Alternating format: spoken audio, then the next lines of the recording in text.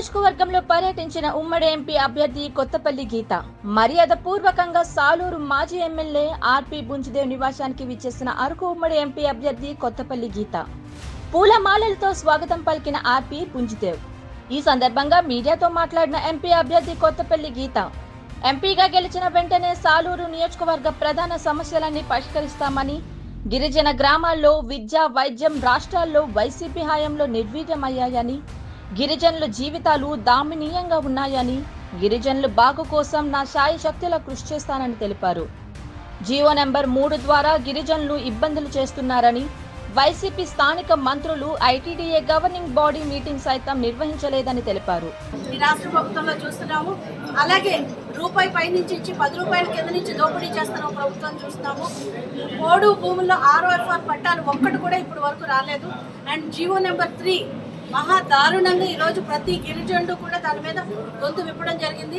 ప్రశ్నించే గొంతు నొక్కి వేయాలని అస్సలు ముందుకి వెళ్ళనివ్వకుండా ఈరోజు దౌర్జన్యంగా గిరిజనుల బ్రతుకుల్ని చాలా మంది గిరిజనుల్ని ఎక్స్ప్లాయిట్ చేస్తూ జైల్స్లో మొగ్గుతున్న పరిస్థితి చూస్తున్నా. ఈరోజు ఇవన్నీ కూడా అడ్రస్ చేయవలసిన ఇష్యూస్. అలాగే మహిళలు అక్రమంగా తగులుతున్న పరిస్థితి ఉంది ఈరోజు అరకులో. చాలా బాధాకరమైన విషయం అది. వీటన్నిటి మీద కూడా ఉక్కు బాధ మోపడం జరుగుతుంది. ఖచ్చితంగా ఏదైతే ఇష్యూస్ ఐడెంటిఫై చేస్తున్నామో అండ్ ఇది పెద్ద కాన్స్టిట్యున్సీ, సెకండ్ లార్జెస్ట్ కాన్స్టిట్యున్సీ వల్ల ఒక్కొక్క ఏరియాకి ఒక్కొక్క ఇష్యూ ఉంది. అన్ని చోట్ల ఒకే ఇష్యూ కాదు.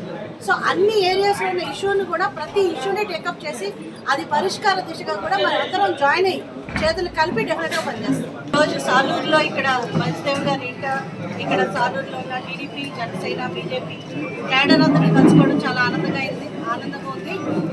ఈరోజు మన రాష్ట్రంలో పరిస్థితి చూస్తే ఒక రాక్షస పాలన జరుగుతుంది. అలాగే మనం కొన్ని రోజుల క్రితమే ఎన్డీఏ కూటమిలో టీడీపీ జాయిన్ అవ్వడం జరిగింది.